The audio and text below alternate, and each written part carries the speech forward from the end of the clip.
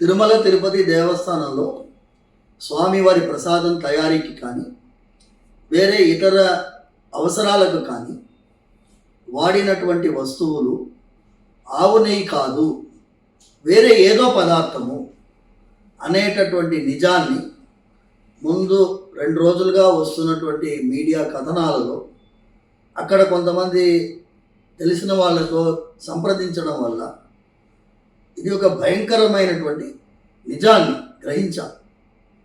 అసలు ఈ టెండరింగ్ ప్రక్రియనే తప్పు. స్వామివారు శ్రీవైకుంఠం నుంచి దిగి వచ్చి భూలోకంలో ప్రత్యక్ష వైకుంఠంగా భావించే క్షేత్రం అది. అలాంటి క్షేత్రంలో స్వామివారికి ఆవు నెయ్యితో తయారు చేసినటువంటి లడ్డూ కానీ, హోమాల్లో వాడేటటువంటిది ఆవు నెయ్యే కాదు. గోవింద అనే పేరు గోవుని రక్షించేవాడు అని గోవింద అని పేరు.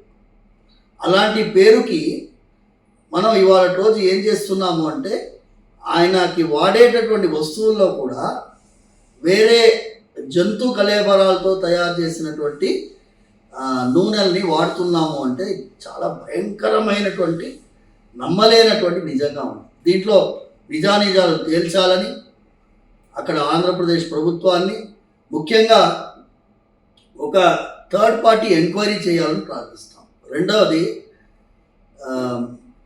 పవన్ కళ్యాణ్ గారు, డిప్యూటీ చీఫ్ మినిస్టర్ గారు, ఉప ముఖ్యమంత్రి గారు ఇవాళ ఒకరోజు ముఖ్యమైనటువంటి స్టేట్మెంట్ రిలీజ్ చేశారు. ధార్మిక పరిషత్, సెంట్రల్ ధార్మిక పరిషత్ ఉండాలని.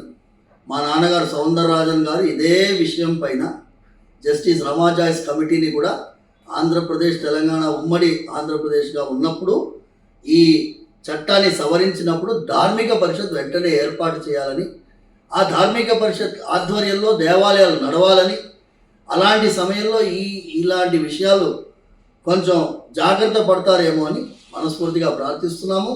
పవన్ కళ్యాణ్ గారిని ఈ విషయాన్ని సెంట్రల్ లెవెల్ తీసుకువెళ్ళాలని మనస్ఫూర్తిగా ప్రార్థిస్తున్నాము.